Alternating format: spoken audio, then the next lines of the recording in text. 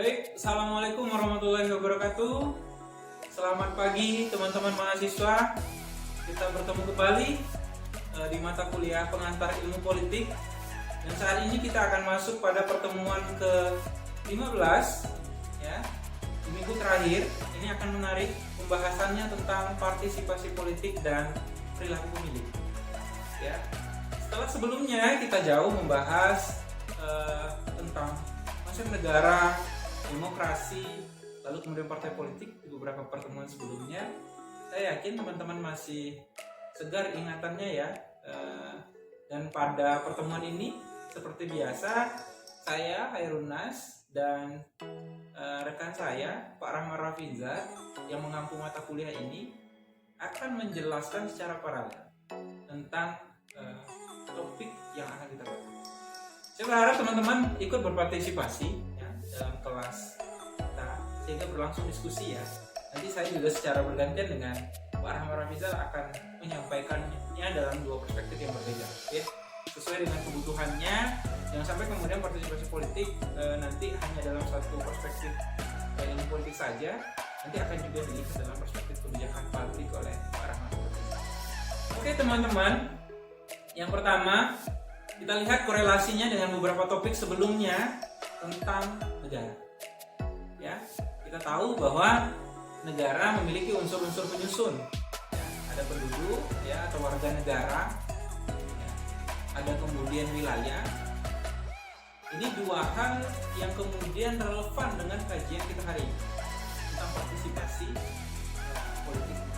Karena di negara itu nanti ada wilayah, ada warga negara, dan kemudian ada pemerintahan. Ya. Terlepas kemudian ada unsur legitimasi atau pengakuan dari negara lain. Tapi dalam konteks partisipasi ini kita akan bicara antara penduduk atau warga negara dengan pemerintah. Ya, kita bicara di antara dua unsur ini. Bagaimana hubungan antara pemerintah sebagai negara dalam konteks ini dengan warga negaranya, dan bagaimana warga negara menyikapi negaranya dalam konteks ini pemerintahnya ya. Nah, hubungan inilah yang kemudian sempat kita bahas dalam topik demokrasi ya, di dalam topik demokrasi kita membahas ini karena demokrasi kemudian menjelaskan bentuk pemerintahan ini memfasilitasi warga negaranya seperti apa ya. Jadi kita sudah bahas ini di sebelumnya tentang demokrasi. Jadi kita tarik dua unsur negara ini, lalu kemudian mereka dijembatani oleh sebuah bentuk pemerintahan yang namanya demokrasi.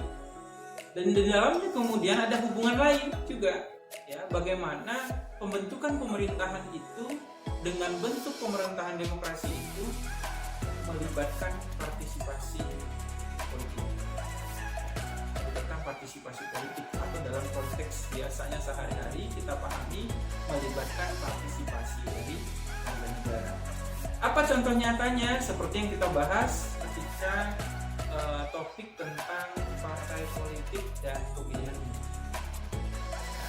Bagaimana kemudian warga negara terlibat untuk memilih wakil-wakilnya dalam pemerintahan atau kemudian memilih pimpinan-pimpinan di level eksekutifnya. Ya. Jadi kenapa kemudian saya bahas sejauh itu? Karena ini berhubungan sangat erat ya. Topik tentang negara, topik tentang demokrasi, topik tentang pemilihan umum, dan topik tentang partai politik. Ya, jadi saya harap teman-teman masih fokus ya mengingat topik-topik yang sebelumnya ini. Oke,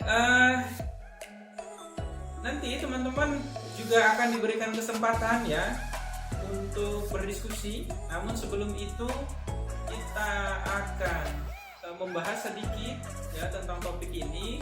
Setelah saya menyampaikan beberapa hal, nanti kita akan lihat perspektif dari Pak Rahmat Rafinzar. Lalu kemudian teman-teman akan diberikan kesempatan untuk berbicara, ya, karena di minggu lalu kita sudah sepakati bahwa teman-teman akan membaca sejumlah literatur yang berhubungan dengan topik hari ini, ya. Oke, kita lanjut. Yang pertama, partisipasi itu, ya, itu sangat populer dibicarakan di negara-negara demokrasi. Ya, sangat populer dibicarakan di negara-negara demokrasi. Karena apa? Bentuk pemerintahan demokrasi itu memang memfasilitasi warga negara untuk berpartisipasi. Pertanyaannya sekarang adalah, ruang lingkup partisipasi itu seluas apa? Ya. Nah, Almond menyebut ada dua bentuk partisipasi. Jadi dia kategorikan menjadi dua bentuk. Yang pertama ada yang konvensional, dan yang kedua ada yang non-konvensional. Ya. Yang konvensional ini mungkin identik dengan aktivitas yang kita sebut sebagai pemilihan umum, ikut berkampanye, ya, bergabung dengan kelompok kepentingan, ya, atau kemudian komunikasi individu yang terlibat dalam sebuah sistem birokrasi. Tapi secara non-konvensional, nah ini yang jarang dipahami gitu. Kita kadang melihatnya konotasinya negatif. Ya. Praktik non-konvensional dalam demokrasi itu, ya, salah satunya itu ada demonstrasi itu, ya, ada menyebar petisi yang selama ini konotasinya negatif. Ya. Nah, pertanyaannya nanti, apakah kemudian pemilihan umum hari ini yang kita sebut sebagai partisipasi politik, ikut memilih pemilik suara, lalu setelah itu kita tidak ikut berpartisipasi lagi, kita cuma ikut sekali 5 tahun, kita anggap itu saja partisipasi kita. Nanti kita akan lihat apakah partisipasi politik yang dimaksud atau yang difasilitasi oleh demokrasi itu hanya sebatas itu saja.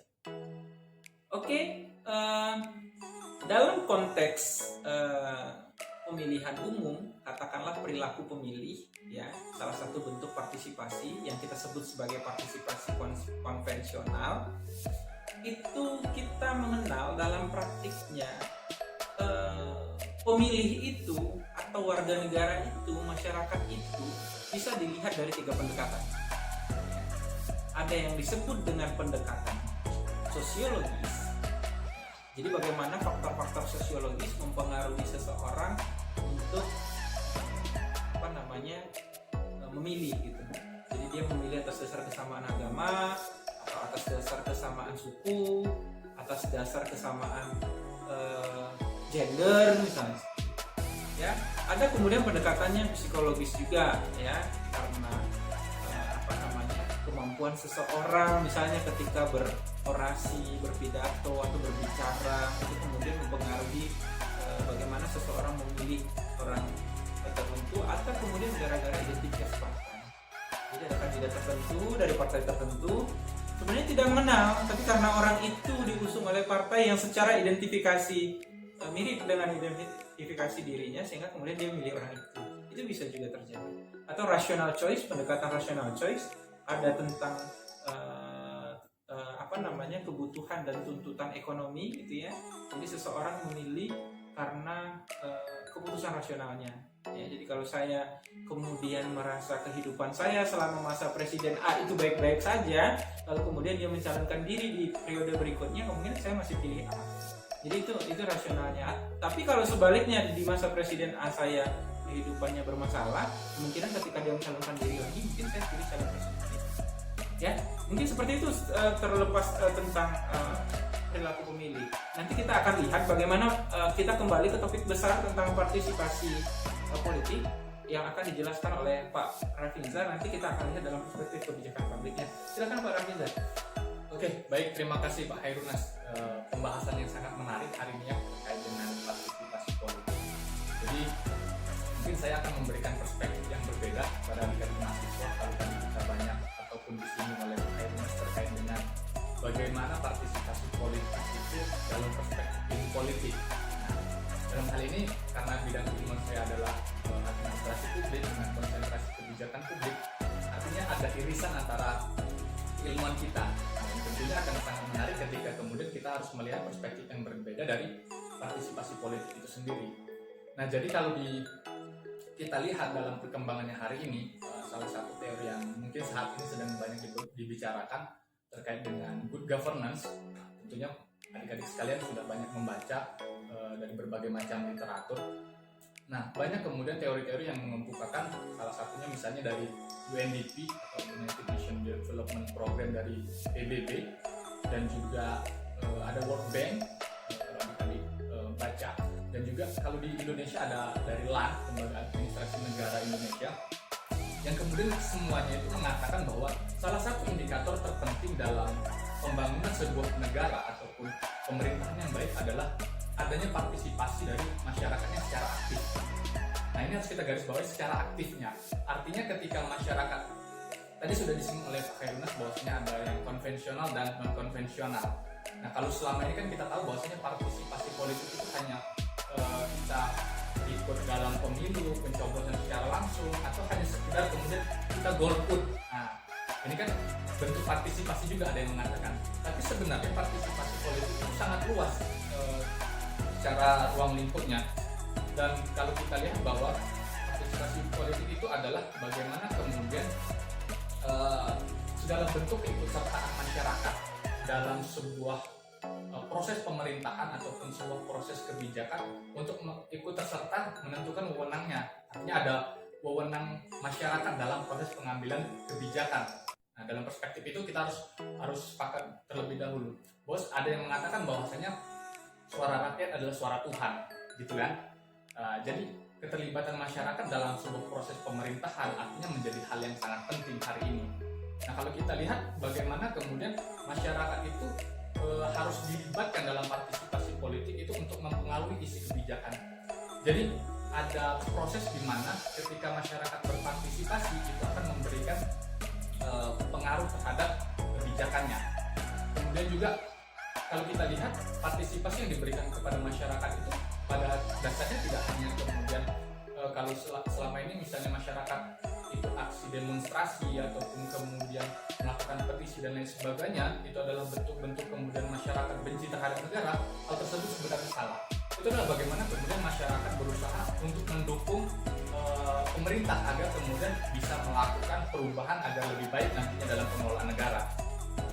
Nah, terlepas dari itu semua, kemudian partisipasi masyarakat juga tidak sebatas hanya kemudian kita terlibat dalam pemilihan umum saja ataupun kemudian terlibat demonstrasi, tapi pada dasarnya masyarakat memiliki wewenang untuk kemudian terlibat langsung dalam pembuatan kebijakan itu sendiri.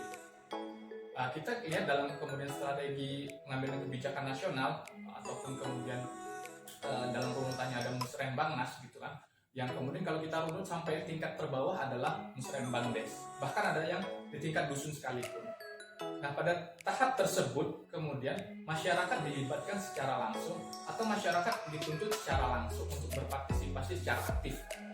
Nah, saya garis bawahi lagi secara aktif. Artinya ketika masyarakat tidak terlibat secara aktif, ketika kemudian nanti kebijakan yang diambil tidak tepat sasaran, artinya ada andil dari masyarakat yang mempengaruhi kebijakan tersebut. Nah, artinya ke depannya dalam proses kebijakan publik, pun kita kaitkan dengan ilmu politik, artinya partisipasi masyarakat itu akan sangat berpengaruh terhadap sebuah kebijakan, baik itu berdampak positif ataupun berdampak negatif. Tinggal bagaimana kemudian hari ini kita harus memperhatikan edukasi kepada masyarakat bahwasanya partisipasi politik itu tidak hanya sebatas terlibat dalam pemilu saja atau ikut mencoblos saja. Selepas dari itu adalah tanggung jawab pemerintah. Nah, hal itu adalah kemudian pemikiran yang salah yang memang hari ini di masyarakat. Nah, mungkin itu Pak Han, tanggapan dari saja. Iya, itu tadi yang disampaikan Pak Rafinzar ya, artinya partisipasi politik itu tidak hanya sebatas ikut pemilu, memberikan hak suara atau golput gitu ya, tapi bagaimana kemudian kita melihatnya lebih luas. Artinya respon kita terhadap sebuah kebijakan publik itu juga bagian dari partisipasi politik. Karena partisipasi kita ketika kemudian merespon sebuah kebijakan publik, itu bisa saja membuat sebuah kebijakan publik dicabut, direvisi, atau kemudian bisa saja dihentikan. Jadi itu teman-teman di sesi ini. Nanti silakan kita akan masuk pada sesi tanya jawab, tapi mungkin silakan break sebentar sebelum kemudian kita lanjutkan. Terima kasih. Wabillahi taufiq wal hidayah. Assalamualaikum warahmatullahi wabarakatuh.